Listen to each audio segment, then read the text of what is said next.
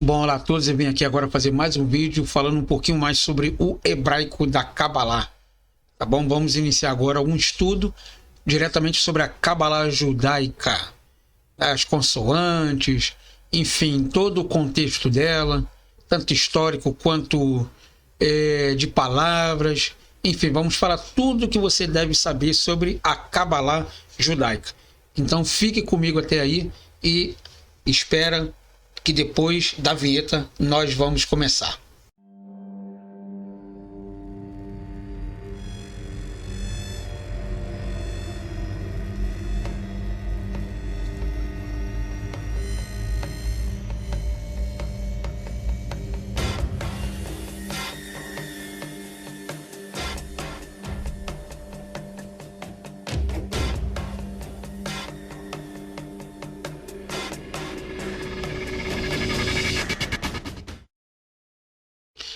Então, voltando aqui agora, nós vamos falar agora como o hebraico é relacionado à cultura da Kabbalah judaica, né?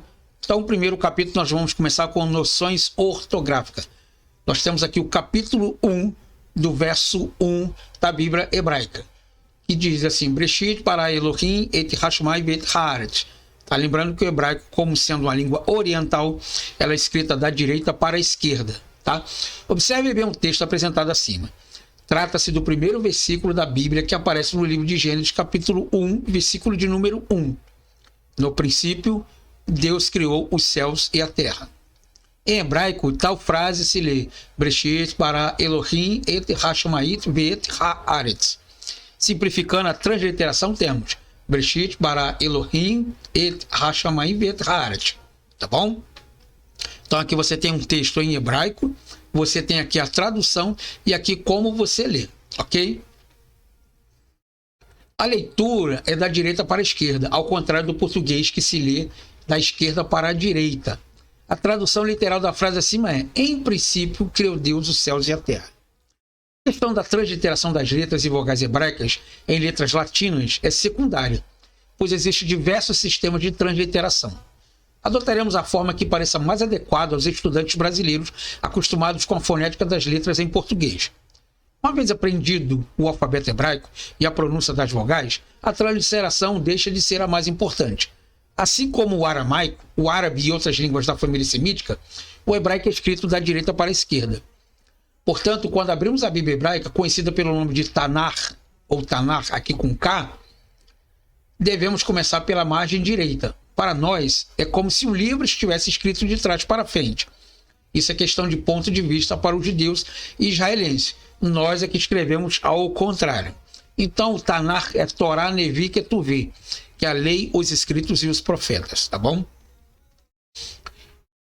Só lembrando que muita gente diz que o hebraico, eles são compostos de consoantes, que na verdade não são. São caracteres. Ok? Então, os caracteres impressos na Bíblia hebraica que temos hoje são chamados de quadrados, que você vê que dentro desses quadradinhos você forma as palavrinhas, tá bom? Então, essa denominação reflete exatamente a forma mais ou menos quadrada das letras. Além dos caracteres quadrados, usado o alfabeto cursivo, usado em manuscritos, tá? E apesar de apresentar esses caracteres cursivos que não são bíblicos, utilizaremos nessa obra sempre a forma quadrada, seja a impressa ou a sua simplificação para se treinar a escrita. E, aliás, é bom lembrar que este é um curso de hebraico antigo, tá? E não de hebraico moderno, falado em Israel. As duas línguas têm diferenças substanciais, fora o vocabulário que se modernizou na segunda forma. Então você tem que Aleph, Bet, Gimel, Dalet, Rei, vai sucessivamente, tá? As três apresentações do alfabeto hebraico, a primeira acima, é a forma impressa, tá bom? Essa é a forma padronizada que usamos hoje, ok? A do meio é a forma simplificada que utilizaremos nos exercícios, que é essa daqui, escrita manuscrita, tá bom? E a terceira e abaixo é a forma cursiva, utilizada para aprendizado do hebraico nas escolas judaicas, tá bom? Essa daqui. Essa mesma é essa daqui, tá? Então as três são escritos diferentes, mas as consoantes, ou no caso os caracteres, são a mesma coisa, tá bom? Então, para efeito de nosso curso, os caracteres do hebraico bíblico, mesmo quando escritos à mão, deverão conservar a forma aproximada da escrita de imprensa, como se pode ver na figura acima. No hebraico não há, como no português, letras maiúsculas e letras minúsculas. Elas devem ser todas do mesmo tamanho, tá? O caráter consonantal da escrita hebraica. O hebraico não possui vogais e consoantes, como no português. Originalmente, o alfabeto hebraico é formado por 22 consoantes semivogais. As vogais ou sinais vocálicos que permitem que se leia a palavra não fazem parte do alfabeto, tendo sido inventados mais tarde na Idade Média. Até então, as vogais de uma palavra só podiam ser conhecidas por transmissão oral, ok? E, na verdade, a primeira tentativa de representação de sons vocálicos ou vogais surgiu com o emprego de consoantes vocálicas, isso é, consoante que funciona como se fossem vogais. Isso é facilmente percebido nos textos hebraicos dos famosos manuscritos do Mar Morto, ou de Qumran, que se vale dessas consoantes vocálicas. São 3 as consoantes que servem como vogais, mas isso só será apresentado mais adiante, tá bom? Quando o hebraico entrou em declínio como língua falada, especialmente no período talmúdico, em plena Idade Média europeia, foram inventados os sinais vocálicos ou vogais com a finalidade de conservar a pronúncia aproximada das palavras. Por isso, hoje temos o texto bíblico hebraico com os sinais vocálicos junto às consoantes, abaixo, acima e ao lado delas, conforme o caso. Isso fica evidente no primeiro versículo hebraico do livro de Gênesis, apresentado no início deste capítulo. Contudo, a pronúncia correta de muitas palavras já havia se perdido, e daí a dificuldade de interpretação do texto bíblico, algo que transparece claramente nas obras cabalísticas medievais, como Sefer HaZohar, ou se pronuncia Sefer HaZohar, né, que é o livro da luz, ou simplesmente Zohar, que é o livro do esplendor, né, o livro da luz. Os sinais vocálicos ou vogais foram inventados pelos maçoretas na escola de Tiberíades, na Idade Média. Por isso, esses sinais também são chamados sinais maçoréticos ou pontos maçoréticos.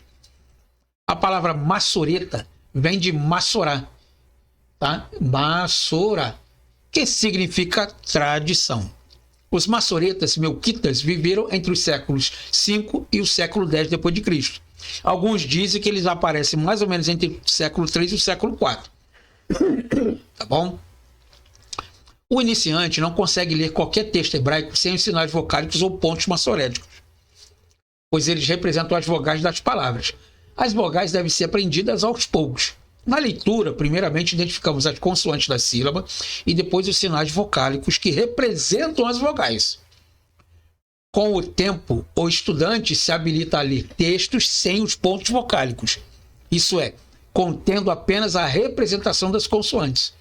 A escrita hebraica moderna de Israel é assim, só representa as consoantes, como você vê na figura abaixo aqui, ó. Em Israel, isso aqui é parte de um jornal, tá bom? Que só tem somente consoantes, ok? Como está escrito aqui, ó. Nesse extrato da página de um jornal israelense, Haaretz, ok? Como você vê aqui, ó, Haaretz, quer dizer, a terra, né? Podemos perceber claramente que o hebraico moderno não utiliza pontos vocálicos ou maçoréticos na representação da sua escrita. Isso é possível porque o hebraico moderno é uma língua viva e as vogais se transmitem de família em família através das escolas, tá? Os sinais vocálicos são colocados geralmente embaixo das consoantes, mas alguns são escritos acima e ao lado. No caso do nome do jornal israelense acima, Haaretz, que transliteramos aqui como Haaretz, a terra, apresentamos abaixo a forma sem vogais e a forma com pontos vocálicos ou pontos maçoréticos. Então você tem aqui, ó, escrito Haaretz, tá? E você tem aqui a palavra, a mesma palavra agora, com os sinais vocálicos aqui, ó, que é esses 2 Tzinhos aqui e esses 3 pontinhos.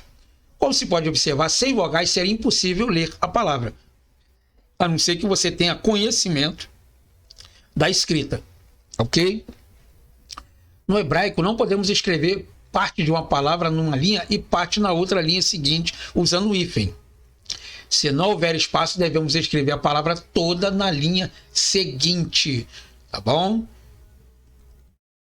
Então agora vamos para o complemento 1, que é o Tanar. Tanar é o Antigo Testamento completo, tá bom?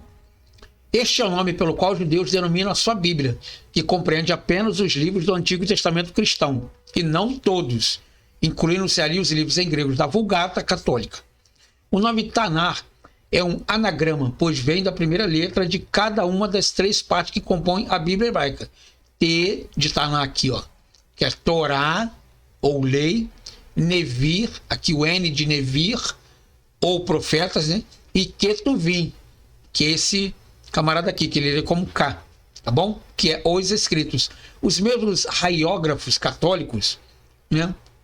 Ou escritos sagrados, isso dá o anagrama Tanar, Torá, Nevi, Ketuvir, que se lê Tanar, mas não se translitera geralmente como Tanar, porque o K aspirado é o mesmo som do CH alemão, como R, Tanar, tá?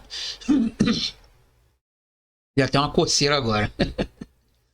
Complemento 2. A história da escrita hebraica. O povo de origem semita, ou chamados fenícios, eram marinheiros e comerciantes. Habitavam a costa oriental do Mediterrâneo por volta de 2750 a.C. até o século V a.C. O desenvolvimento de suas atividades comerciais teria feito com que adotasse a escrita, criando um alfabeto próprio, derivado segundo uns dos cuneiformes, segundo outros do hierático egípcio, e segundo outros ainda dos proto-sinaíticos, dos cipriotas, dos hititas, dos cretenses e etc.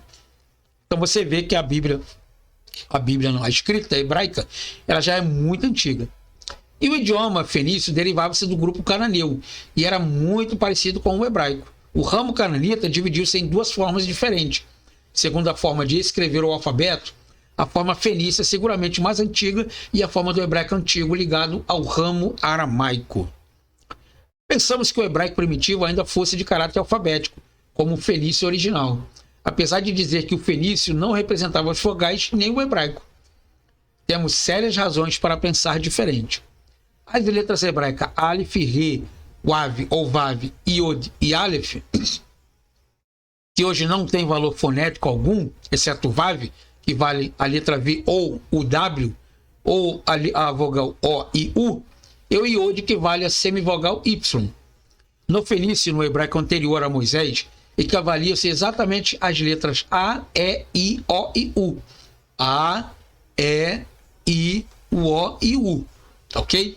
Elas correspondem exatamente às antigas letras gregas, o alfa, o eta, o de gama, ou Vav, né?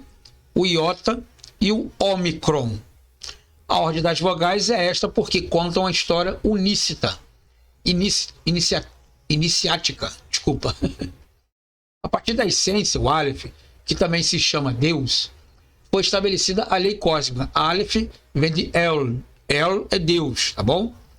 O Re, então, se faz a luz, o Vav, e o mundo foi manifesto através do Iod, a matéria, e então começou o seu reinado, o Ain. Ain é coroa, tá? Apesar que alguns traduzem como olhos, tá? Devendo ser dominada, conhecida pelo homem. É uma outra forma de contar o que está descrito no primeiro capítulo de Gênesis. Segundo os gregos, o inventor do alfabeto fenício teria sido o fundador de Tebas gregas, Cadmus, filho de Agenor, rei da Fenícia. É uma lenda, mas deve ter seu sentido místico. Depois da descoberta dos documentos gráficos da Palestina, El Tel Doei, em Gezer, julgaram-se os arqueólogos que era possível lançar uma ponte entre a escrita pseudo-hieroglífica de Biblos ou a escrita proto-sinaítica e a escrita fenícia arcaica. O mais antigo exemplo da escrita alfabética encontrado foram as inscrições em Serabit, no Sinai, por Sir Friedrich Petrer, em 1905. Iniciando-se também não puderam ser traduzidos. O professor alemão Grimmer dizia ter decifrado o nome de Moisés em uma de suas inscrições. Em 1930, o padre Butin, atribuindo o século XVIII a.C. como a data das inscrições, sugeriu a ideia de terem relações com os hieróglifos egípcios. Em 1931, se descobriu em Laques outras inscrições semelhantes à de Serabit, uma frase foi traduzida, observamos que, embora a língua utilizada fosse idêntica à glossa cananeia. Das tabuinhas encontradas em Tel Armana, anos antes escritas em velhos caracteres cuneiformes. A fraseologia se aproximava de modo patente do hebraico do Antigo Testamento. Em 1935, o professor Langdon de Oxford afirmava que tal inscrição provava que os hebreus já haviam inventado um sistema de vogais articulares, tornando perfeitamente admissível a ideia de escrita alfabética antes de Moisés. É o que pensamos, o hebraico consonantal seria posterior ao hebraico alfabético. Os especialistas estão de acordo em reconhecer na escrita encontrada em Laques e Alhures um elo entre a grafia do Sinai e o alfabeto e os caracteres fenícios. Dizem que os fenícios reproduziram a escrita alfabética do Sinai em caracteres cuneiformes em 1400 a 1350 a.C. Então você vê aqui que desde aquela época dos fenícios, os hititas e os sumérios, eles já existiam uma forma de escrita de falada. Não é a questão de que você vê no cinema hoje aqueles ogros, né, aqueles homens não sabem nem falar. Então eles tinham uma forma articulada, como nós acabamos de ver aqui, tá bom? Então a escrita do hebraico do Sinai deve ser lida da esquerda para a direita, ao passo que o hebraico e o fenício vão da direita para a esquerda, como o hebraico bíblico. A escrita fenícia cursiva se desenvolveu por causa do emprego do papiro egípcio. A escrita hebraica do Sinai era provavelmente utilizada para inscrições em pedras, se bem que é possível que também fosse escrita em peles. Então você tem a forma quadrática, você tem a forma fenícia aqui embaixo, ok? E a forma grega aqui padronizada, tá bom? Então aqui podemos comparar o alfabeto hebraico quadrático, tá? A forma usada atualmente acima, com a forma fenícia, usado antes do cativeiro da Babilônia, ok? Eu acho essa daqui mais bonita, né? E o alfabeto grego também derivado de formas fenícias, segundo a arqueologia. O alfabeto fenício teria originado o alfabeto aramaico. Deste último nasceu o alfabeto hebraico quadrado, ou pós-exílico, usado até hoje, que no caso é esse aqui. Ok? A língua hebraica tem sido falada provavelmente desde 2000 a.C. Os especialistas apresentam como prova inscrições descobertas em Racharam, antigamente a cidade de Ugarit, na costa norte da Síria. As inscrições estão em escrita alfabética de cerca do século XV a.C. Ok? O primeiro período de desenvolvimento do hebraico é um dos tempos de Moisés, que data do ano mais ou menos 16 ao ano 13 a.C. Segundo período importante no desenvolvimento do hebraico deu-se antes dos judeus partirem para o exílio em Babilônia, em 587 a.C. Muitos trechos do Antigo Testamento foram escritos exatamente nessa época. Algumas palavras e formas foram tomadas de empréstimo ao babilônico, ao egípcio, ao persa e ao aramaico. Após o cativeiro em Babilônia, o sacerdote Esdras, ou Ezra, redigiu o livro de Moisés nos caracteres aramaicos. Nessa época, o sacerdócio judeu manejava muito imperfeitamente as chaves para a significação tripla do Gênese mosaico. A partir dos caracteres aramaicos foi que Esdras desenvolveu a chamada escrita quadrática do hebraico, que nós conhecemos e é usada até hoje. Então, posteriormente, verificam-se outros períodos de desenvolvimento do hebraico, quando então a Bíblia hebraica, ou chamado Tanar, e os apócrifos se completaram. Durante esse período, o aramaico se tornou a língua falada pelo povo e os escritos começaram a se valer de palavras aramaicas em suas obras literárias. Quando falamos em língua hebraica, temos de pensar a qual das 4 versões nos referimos. Primeiro, ao hebraico primitivo, eminentemente fenício, do qual ainda muito pouco se sabe hoje. O hebraico de Moisés, de uma forma simbólica, baseada na sabedoria guardada pelos egípcios.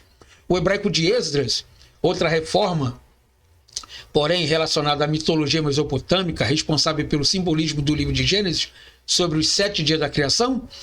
ou o hebraico mesclado com o aramaico falado nos tempos de Jesus e no qual foram escritas muitas das obras da Cabalá na Idade Média, o chamado período babilônico do Talmud.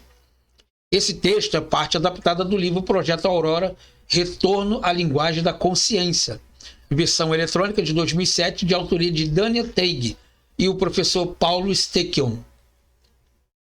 Então nós vemos que o hebraico ele sofreu muitas das modificações ali, entendeu? Até chegar no consenso que temos hoje aqui. Os maçoretas e maçorá, o que é isso? Assim se chamavam os doutores judeus que, no segmento dos escribas, fixaram o texto hebreu do Antigo Testamento, procurando reconstituir a pronúncia original e registrando sobre a forma de vogais e sinais de entoação que apunham ao texto fixado do século II a.C., que só continham consoante. O trabalho das várias escolas maçoréticas foi dado como terminado no século VI e o século VIII, e imposto entre os judeus como definitivo pela família Ben Asher no século X. Maçorá, nome que se aplica especialmente a uma coleção de notas explanatórias, gramaticais e críticas que se encontram na margem dos antigos manuscritos hebreus ou enrolos do Antigo Testamento. O objetivo que se propunham os rabinos ao redigir ditas notas era conservar a genuína leitura e inteligência do sagrado texto hebreu. A grande Maçorá e a pequena Maçorá, que é um extrato da anterior. Bom, nós vamos agora falar um pouquinho sobre Maçorá e Maçoreta, complementação 4. A Maçorá é o nome que se deu à coleção de instruções que tinham a função de preservar inalterada a disposição tradicional do texto hebreu. Nas fontes antigas encontramos escrito dessa forma aqui, tá bom? Sem vogais nenhuma. E ela se deriva exatamente da raiz hebraica, Macirá, tá? Mas se discute o significado da palavra. Em geral, se relaciona com o significado mais comum da raiz e se entende como transmissão. Então, na verdade, Maçorá significa transmissão ou tradição, ou transmitir a tradição, ou seja, conservar o mesmo texto que ela fala antigamente, mas sem as vogais agora. Então, dando acesso a todo mundo qual seria a pronúncia correta, que era a transmissão de tradição de uma geração a outra. Alguns a relacionam com outro significado da raiz e a traduzem por signo, tá? Ben Haim, em 1957, a relacionou como significado de contagem. Então, todas as letras eram contadas, porque as letras também tinham significados numéricos, tá bom? Então, se havia dado entre esses nomes os maçoretas, porque contavam as letras, as palavras e os versículos do texto. Se atribui ao Rabi Akiba uma das expressões fundamentais da história da Amaçorá. Tradição é um muro em torno da lei. Daí segue-se que a Maçorá tem dois aspectos complementares, ou seja, tem a tarefa de preservar o dado tradicional e ao mesmo tempo interpretá-lo. Ok? Aqui é somente mais uma introdução da língua hebraica, então depois nós passamos para a construção do hebraico aí, tá bom? Tem especial importância a atividade dos maçoretas pela preservação do texto bíblico em suas diversas escolas, tá? Que primeiro passou pelos Nerradeia, tá? Pumbedita e Sura, na Mesopotâmia, e Avinê, e depois Tiberíades, na Palestina. A partir do século V e até os fins do século XI, aplicaram-se ao texto consonântico hebraico, que, segundo se crê, estava se restabelecendo desde a época de Rabi Akiba, uns signos vocálicos para indicar a pronúncia exata do mesmo, de onde o nome do texto maçorético. As diversas academias desenvolveram também sistemas diversos de vocalização e acentuação do texto. Então, o que ele está querendo dizer? Que além de sinais de vocalização, eles inventaram também um sistema de sons vocálicos, onde você tinha um tom mais alto, um tom mais baixo, onde você unia uma palavra, onde você dividia essa palavra, para que você pudesse fazer uma exegese também. Tá? E existem três sistemas, que é chamado babilônico, palestino e o tiberiense. que é o mais aperfeiçoado. Os manuscritos básicos das edições contemporâneas da Bíblia hebraica pertencem todos eles a essa tradição. Então, o que prevaleceu ali foi de Tiberíades. Existem diversas coleções da Massorá. A mais importante é Orlá ben Orlá, uma coleção medieval que Jacob ben Haim utilizou para sua Bíblia rabínica, publicada em Veneza entre 1524 e 1525, conhecido como Bíblia Bombergiana.